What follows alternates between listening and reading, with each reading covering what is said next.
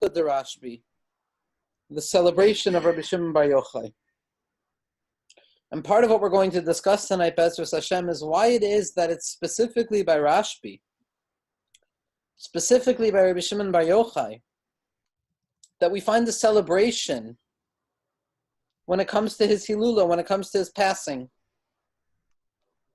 By the Misa of other tzaddikim, by the death or the departure of the soul, the Histaklus HaNeshama of other tzaddikim, we don't find such a thing. By Moshe Rabbeinu, we see by the time of Purim that it was a difficult time, that Haman was able to connect to that time of the death of a tzaddik. So why is it by Rashbi, by Rabbi Shimon Bar Yochai, the Baal HaYilula, who were already in the 7 days of preparation, Kodem Lag BaOmer? What is it about Rashbi that gives us the ability to look at death, to look death in the face, to look destruction in the face, to look loss in the face, and instead of crying, and instead of being frightened, and instead of being bothered, and instead of being anxious, we celebrate, we dance, we light fires to illuminate the world. And I believe that part of the introduction necessary to understanding what's taking place when it comes to Lag BaOmer is going to be understanding the Midah, the Sphira, that we're engaged in this week. That the Midah that we're working on this week is the Midah of Hoed. The Midah of grandeur or splendor, but also the Midah of acceptance and awareness, and on a certain level, the acknowledgement of powerlessness. The Midah of Hoed is different than the other Midos. When we started this series of Shirim, we spoke about how the 7 weeks of Sfiras HaOmer correspond to the 7 lower Sfiros, the 7 post-traumatic parts within ourselves and within the world, where it's our job to rectify the broken pieces, to clarify the broken parts, to build ourselves up again, to learn how to become whole out of a place of brokenness.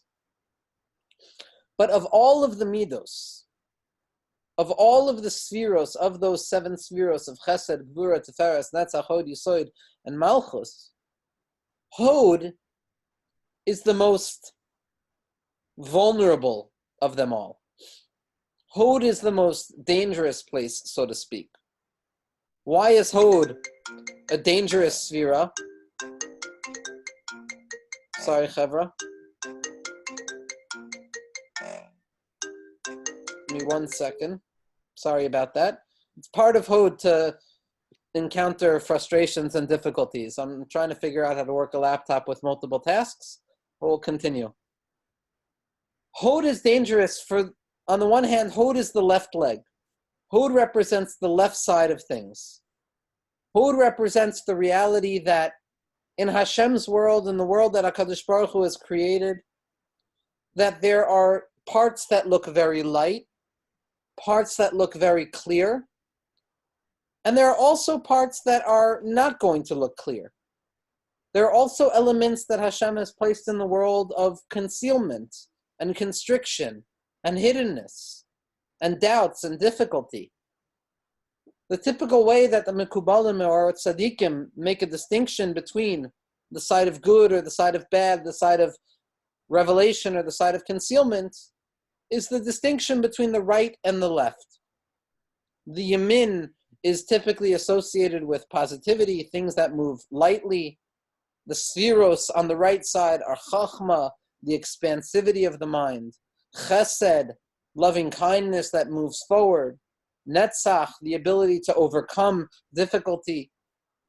And on the left side, what we see is a very different arrangement. We see the Mayach of Bina, that constrictive mindset that breaks things into particular parts, no longer looking at the general quality of things, confronting contradiction. And then Gevura on the left side, the left arm, which is the might and the force of Yaakov Avinu, that says there is judgment and there is a judge in the world. And then the left leg is going to be Hoed.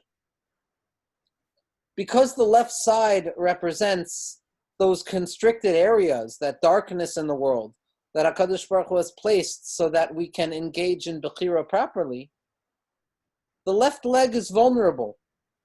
And the first time that we see the left leg being affected as a result of its vulnerability, of its natural weakness that HaKadosh Baruch Hu has placed in the world, is the encounter of Yaakov Avinu in that existential solitude, in the depths of night, in the darkness, in that nocturnal space, where light was no longer clear enough to show what was up and what was down. Yaakov Avinu decides to travel backwards in order to retrieve those pachim ketanim, those remainders that he left on the other side of the river. And what he encounters is the Saro Shel Esav. The Saro Shel Esav, whatever it means difficulty. However you want to interpret that concept, what it means is that Yaakov Avinu confronted the possibility of darkness in the world. Yaakov Avinu confronted the possibility of the loss of hope. Yaakov Avinu confronted the possibility of Yeyush. Yaakov Avinu confronted the possibility of, what if Hashem is not with me, chas v'shalom? And this encounter, this nocturnal encounter with the negative, with darkness in the world, with the left side, Yaakov Avinu is victorious. Yaakov Avinu teaches us that for generations, our name Yisrael, Shesarisa im Elokim v'natzach, that we battled with angels and we were victorious. That name is representative of the very deep fact that to be Jewish, to be a Jew in the truest sense, means confronting difficulty and overcoming it. Means the awareness that the world is very often going to appear as if it's imperfect. And it's specifically our job to overcome that imperfecho. But as the original encounter, Yaakov Avinu doesn't come out unscathed. He's tzalua al yurecho, he's limping afterwards. And where was he hit? He was hit on his left leg. He was hit by the Gid Hanashe. That left leg, that vulnerable spot of Hoed, that place in ourselves which is the confrontation with our abject powerlessness, that's where Yaakov Avinu struggled. That confrontation with the realization that all I can do is say thank you, is express hoda'ah, is to recognize that I haven't done anything on my own, and that anything that comes to me is from beyond me. That place was difficult for Yaakov. And he doesn't come out unscathed, he comes out limping. And Hoed ever since then has been damaged, has been hurt. And we see that this pigam, so to speak, this blemish in our ability to admit powerlessness, to truly surrender ourselves in the face of reality, in the face of that which is beyond us. It reasserts itself in the time of the Beis HaMikdash, that in Megillas Eicha, when reading about the kinos and the mourning that the Jewish people go through over the destruction of our home, over the loss of the ability to feel in the right place at the right time, the pasuk says, Kol hayom dava, that the entire day was filled with despondency, with sadness. And the Zohar HaKadosh and the Arizal points out that Kol hayom dava, the word dava, dalid vav hey, is the same osios as Hoed, except it's backwards. That the destruction of the Beis HaMikdash, our inability to move forward as a people, as individuals, emerges out of our frustrations that emerge out of our engagement with the midah of Hoed, with the concept of surrendering ourselves, of our willingness to recognize that HaKadosh Baruch Hu is in charge of everything, to say thank you even over the things that we feel that we have earned through our own actions, to recognize that even our emunah and our mitzvos and our Torah are nothing but gifts that come from God. That difficult space of true powerlessness is where we confront our destruction very often. Not our destruction, chas v'shalom, but the intimations of difficulty. The pasuk also states that Hoedi ne'apach alai lamashchis, that my Hoed, my midah of Hoed, has flipped about upon me and it has become my own destroyer. So again, highlighting the fact that Hoed is a difficult space to find oneself in. And yet, when we come to the celebration, the Hilula of Rashbi, we find that it's very specifically by Hoed Sheba Hoed, the splendor of splendor, or the acknowledgement of powerlessness within the acknowledgement of powerlessness, the surrender within surrender, that we engage in the highest moment of Sviras HaOmer. That time where it's already difficult for us to even pretend that we're mourning still. That time where we're already celebrating Matan Torah, even before Matan Torah came. The day that the Talmidim of Rabbi Akiva stopped dying. And the question is, why is it that the greatest joy, the Hilula of Rashbi, anybody who's been to Meron, anybody who's been to the Hilula of Rashbi, to the Kever of Rashbi, understands very deeply that lo ra'a simcha meyamav until you've been to Meron. Someone who hasn't been to Meron doesn't truly understand or hasn't truly experienced the Jewish people doing their things. Meron is a maddening space. It's a space on fire, inflamed with joy that has no limit. That joy that knows no measurement. So why is it, the question that I want to ask tonight is, why is it that that deep joy, that celebration of Ashrecha Rabbi Shimon Bar Yochai, why does it come specifically by the midah of Hoed, by this broken midah, by this difficult midah? And more importantly, in the Hoed Sheba Hoed, in the difficulty of difficulty. And so, based on what we've been talking about until now, it should be a little bit clear to us what the answer is going to be. That if we want to truly understand where joy comes from, if we want to truly understand where a sense of mindful awareness of Hashem's presence in our lives comes from, then it should be clear that it only comes out of our engagement and our encounter with its opposite. That only a person who is willing to acknowledge the fact that sometimes I'm not going to feel okay, that sometimes Hashem is not going to be clear to me in my life, that sometimes I'm not going to know how to place the next foot forward. Only a person who is willing to look at those experiences and realize that those are also part of Hashem's engagement in my life, only a person like that can experience the celebration of Rashbi. Only someone who knows that even though Yaakov Avinu was perfect as a human being could be, nevertheless he limped away from his battle with Esav. Only someone who's willing to acknowledge that at best all we can do is try. We can't be perfect. We can't encounter Sarah Shel Esav and emerge unscathed. Not because we're too weak. Not because Chas v'Shalom Yaakov Avinu wasn't capable of obliterating and destroying Sarah Shel Esav. The message of the encounter of Yaakov Avinu and the Sarah Shel Esav is that even Yaakov Avinu is going to walk away limping sometimes. There are going to be times where you fail. There are going to be times where you can't do it. That's what the Torah is teaching us by Yaakov. Not Chas v'Shalom that Yaakov was too weak and that also he fell. But even someone like Yaakov understands what it means to walk away limping. And that's where we get our name, Yisrael, that we engage with difficulty and we overcome it, even though it hurts us, even though it doesn't feel good.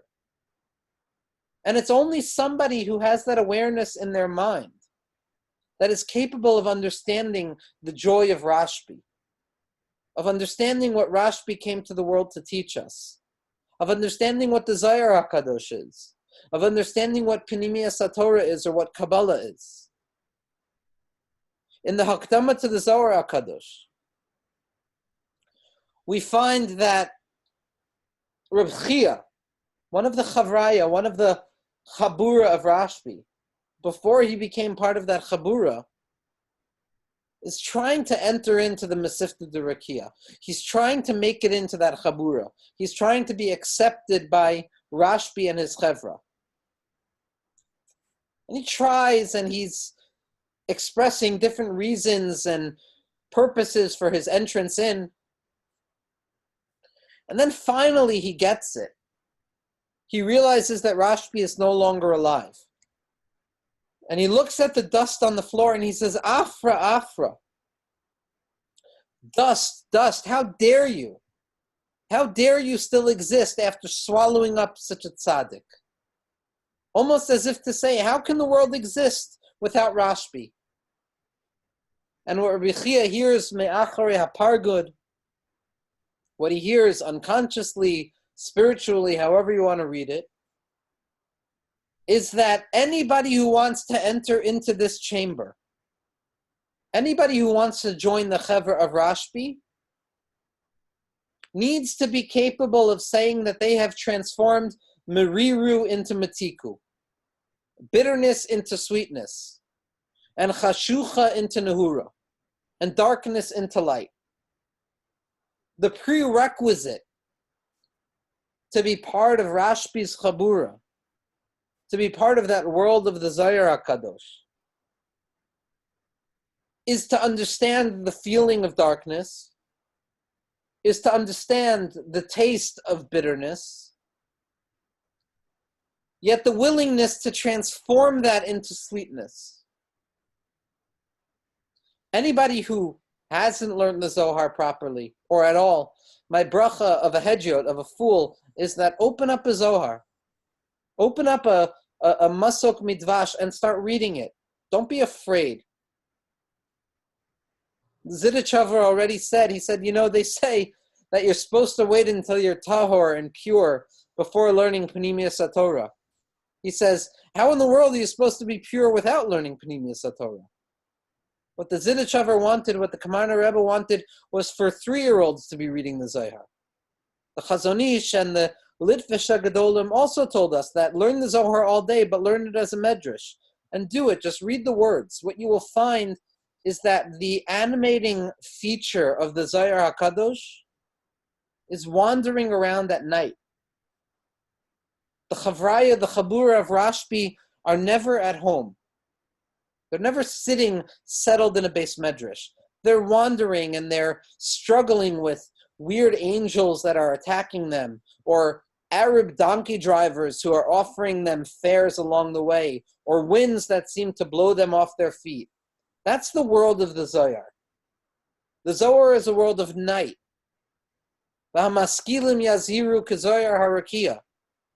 That those who are truly enlightened like the Zohar shall be illuminated like the stars. But stars mean nothing during the day.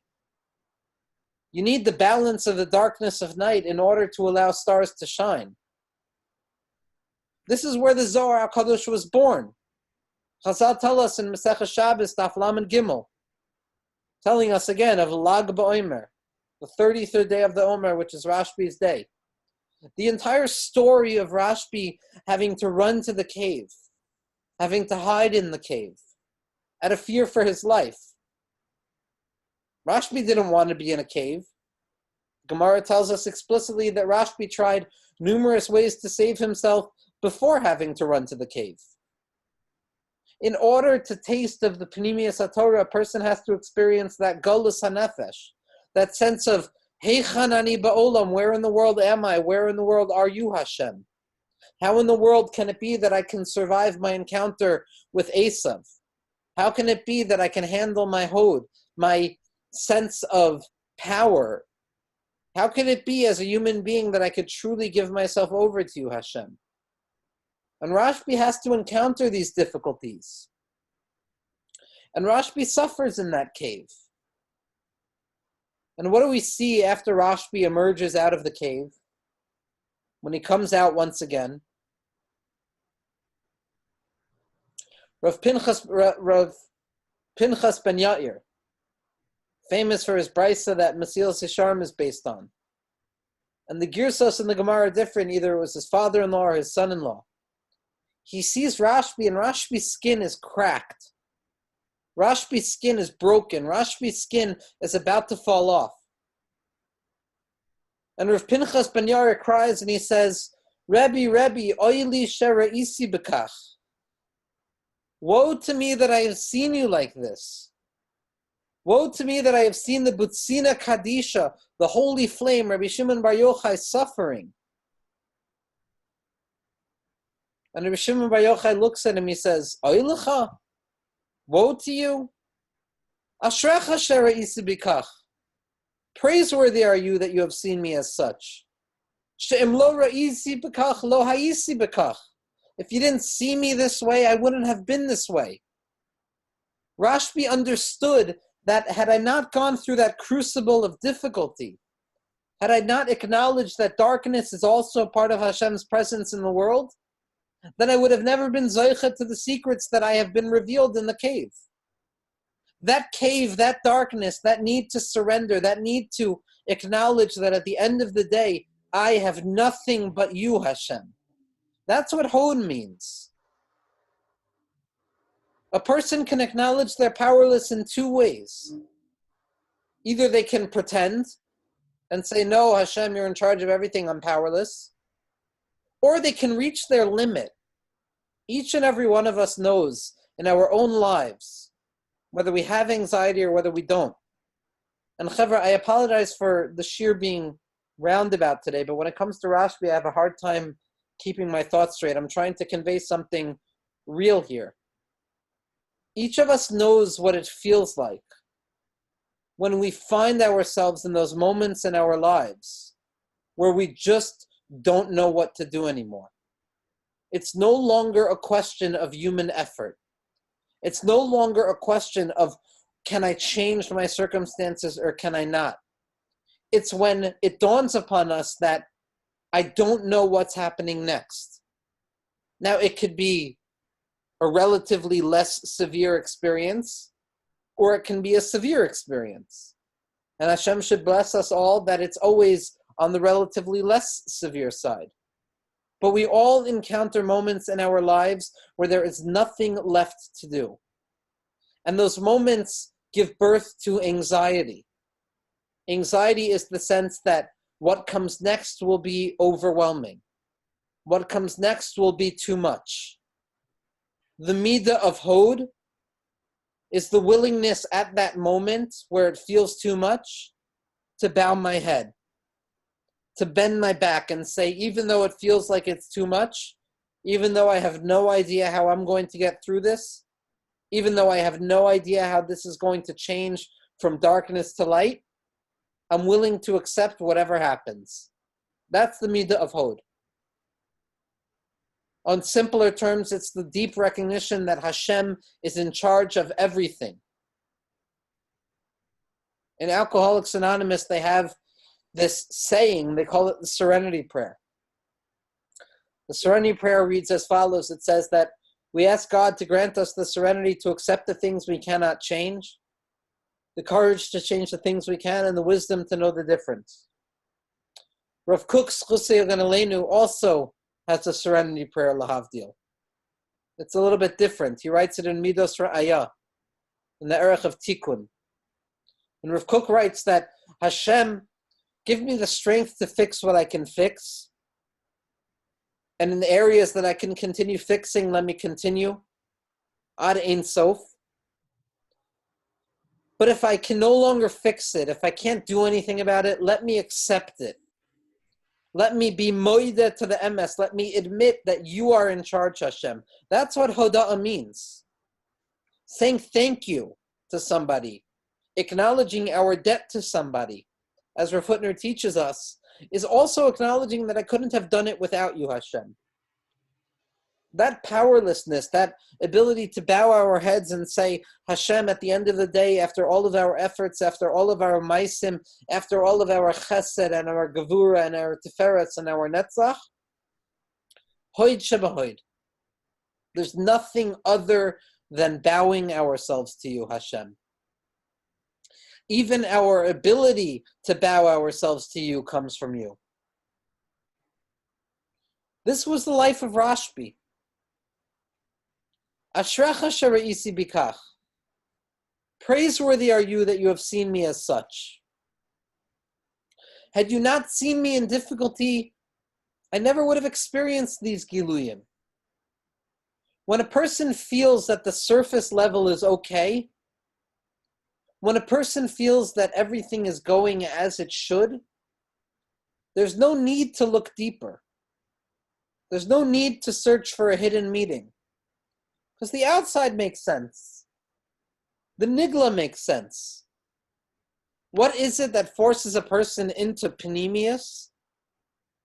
It's a recognition that the outside is no longer working for me. It's only when I'm willing to admit that something is broken on the outside that I can break open the surface and delve into the inside.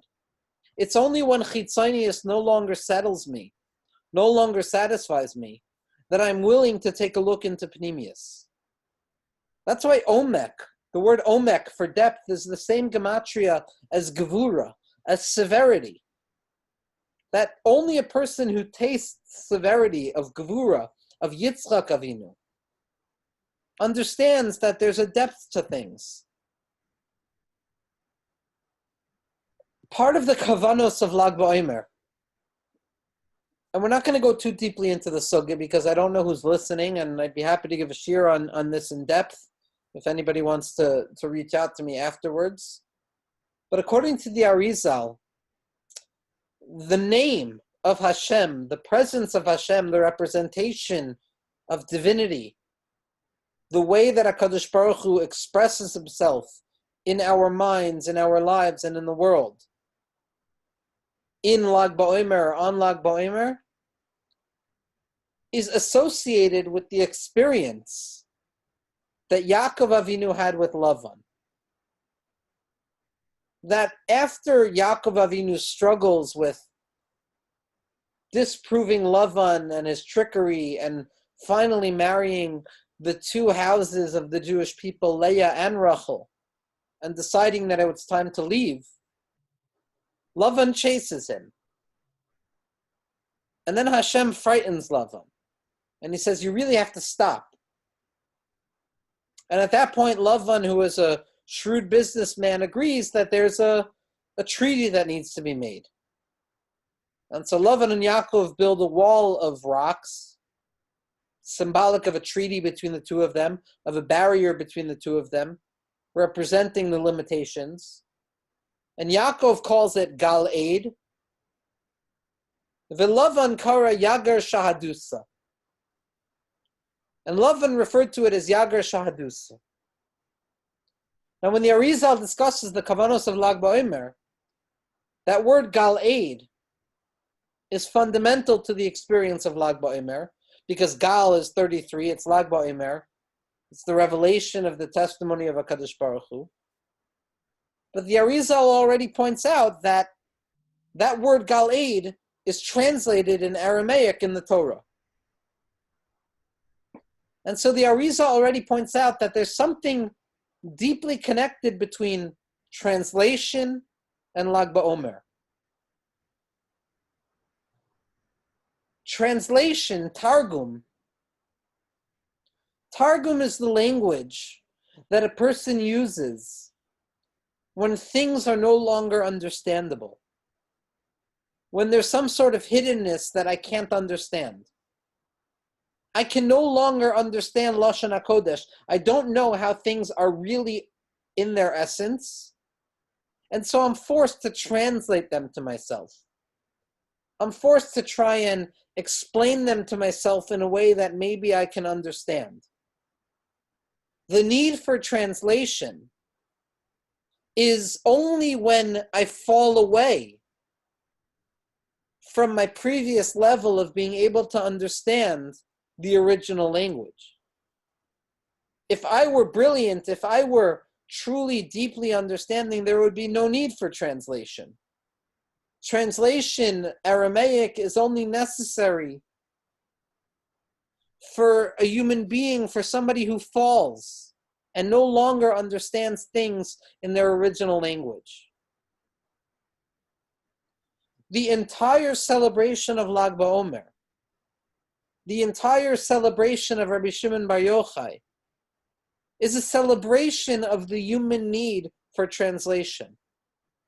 That sometimes we fall away and we can no longer understand things in their original language. Sometimes we become confused. Sometimes we doubt. Sometimes we no longer know how things are supposed to be. And we are forced to experience translation, taking something from its light and translating it into darkness, taking something from its original pristine state and applying it to a secondary fallen state of Yagar Shahadusa, of showing that the Zman of Lag BaOmer is the Zman of bringing Targum into the Torah. Because Targum and translation is what it means to be a human being. We don't understand things face to face. We have no access face to face. Hashem no longer speaks to us peh el peh. All we understand is Achorai atatire, you shall see my back. The job of translation is to work from the bottom up. If Lashon HaKodesh is Hashem revealing His ideas to us from the top down in a clarified way, Targum is building our way up from the bottom back towards that original language. And on the one hand, Targum is symptomatic of our fallenness, of our brokenness, of our inability to understand. But on the other hand, what Targum tells us, and this is shaykh to Pesach Sheni, that even though I don't understand something the first time, even though I couldn't fully grasp something the first time, I can understand it by way of translation. I can understand it through Targum. I can understand it through the way that it is conveyed to me as a human being who is susceptible to failure. Targum, the Arizal tells us, is the Shem Gematria as Terdema, as being unconscious or asleep. It's our dream state, where things are no longer clear, where we don't know what's up or down, but we're given over some insight to try and make sense out of nonsense.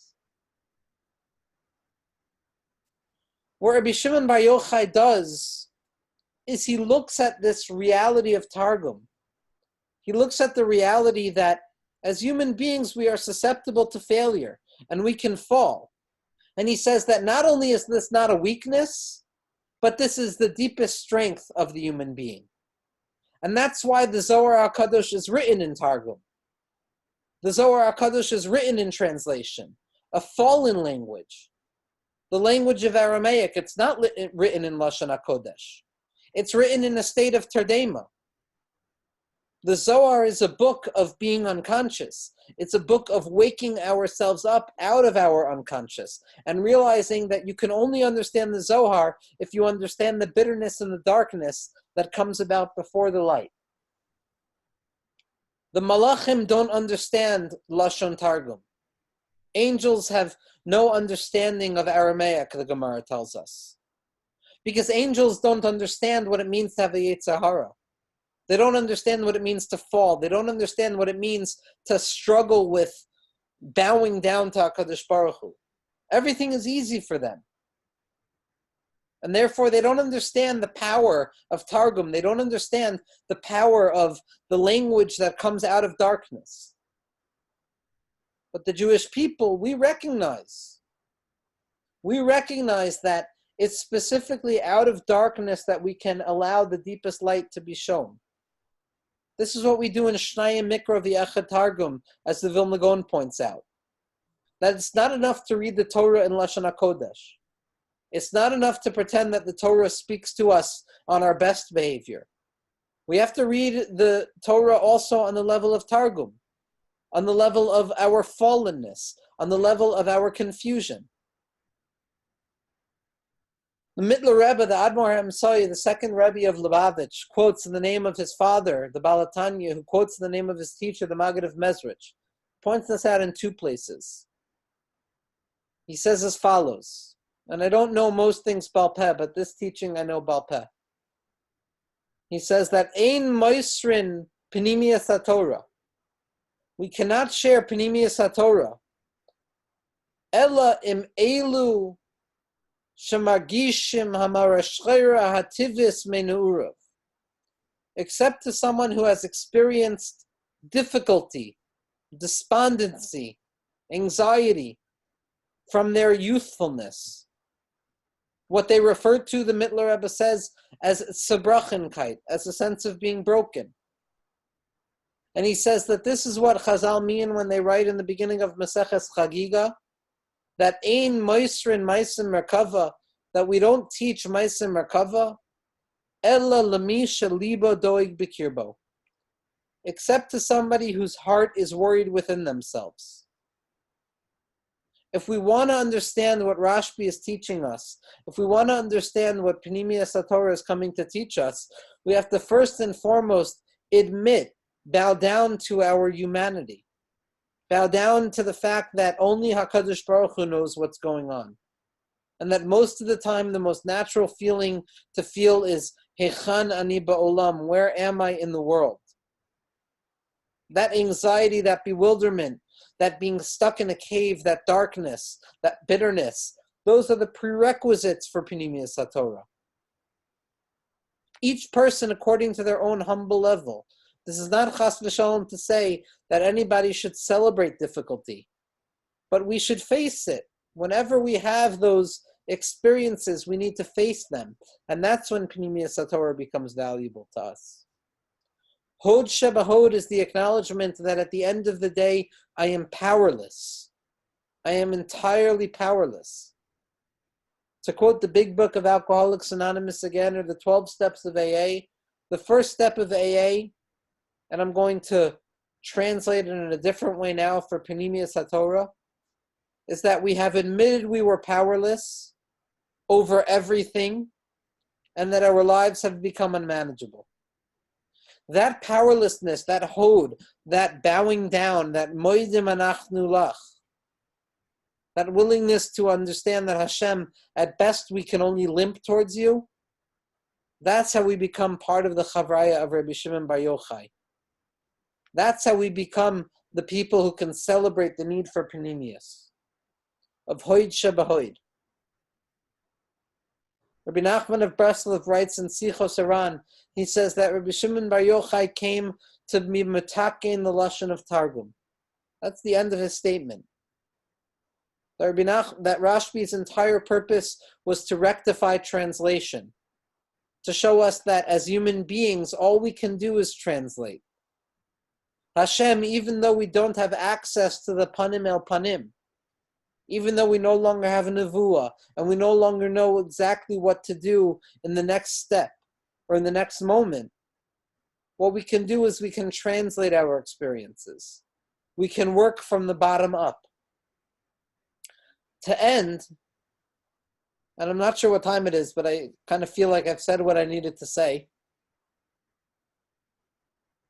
The tzaddikim in the Zohar HaKadosh points out that the Aleph base can go in two ways. We can go from Aleph to Taf, which is from the top to the bottom, from clarity into concealment. Aleph Beis Gimel Dalet Hey Vav Zayin Ches Tes Yud Chaf Lamed Mem Nun Samach Ayin Pei Tzadi Kuf Reish Shin Taf. Or we can go from the bottom up, from Taf to Aleph. Taf Shin Reish Kuf Tzadi Pei Ayin Samach Nun Men Lamed Chaf Yud Tes Ches Zayin Vav Hey Dalet Gimel Beis Aleph. Those two forms of the Aleph Beis are Aleph Beis Gimel Daled or Taf Shin Reish Kuf, Tashrak. Targum is Tashrak. Translation is working from the bottom up. We start at the bottom and now we're here, as a famous Jewish poet announced, right? We feel ourselves at the bottom, and we look upwards and we say, Hashem, how can I move up back to you? And we go from the tuf to the shin, to the reish, to the kuf, to the tzadi, to the pei, to the ayin, and weiter. The Tur Shulchan Aruch in Hilchos Musaf on Shabbos says that Mashiach, Geula is tolui, is contingent on learning the Aleph Beis of Tashrak, of learning how to move from the bottom upwards. As we find ourselves by Ikvasa de Mashiach, at the heels of redemption, our job is to look back up to the head and realize that even though we're at the bottom, we can move back to the top. And Be'ezus Hashem, when we expose ourselves to the Zohar, to the world of Rashbi, to the world of Panimius HaTorah, to the world of the Arizal, which is also rooted in these same teachings. The Arizal taught his teachings on the banks of the Nile River, in Golus Mitzrayim, in the depths of darkness. Panimius HaTorah is always associated with moving from the bottom up back to the top. And that's how we can bring Mashiach into our lives, both personally and collectively, by realizing that even when I no longer have access to the original language of Panim el Panim, the best I can do is translate. The best I can do is uncover the light that's hidden within the darkness, and to find that deep truth within all of ourselves that don't say, Oy li shara isi b'kach. Woe to me that I live like this. Woe to me that we struggle. Ashrecha shara isi b'kach. Praiseworthy are we that we struggle, because the struggle allows us to break things open and find the light that emerges out of brokenness. And Be'ezus Hashem, we should be zeichet to really believe in the statement of Rav Aharon HaGadol Mekarlin, of Misha Ma'amin Rabbi Shimon Bar Yochai, Yesh lo chizuk Rabbi Shimon Bar Yochai. Someone who believes in Rashbi has strength from Rashbi. At the end of the day, as our tzaddikim have taught us, the best we can do is strengthen our emunah. And emunah is only possible when there's darkness.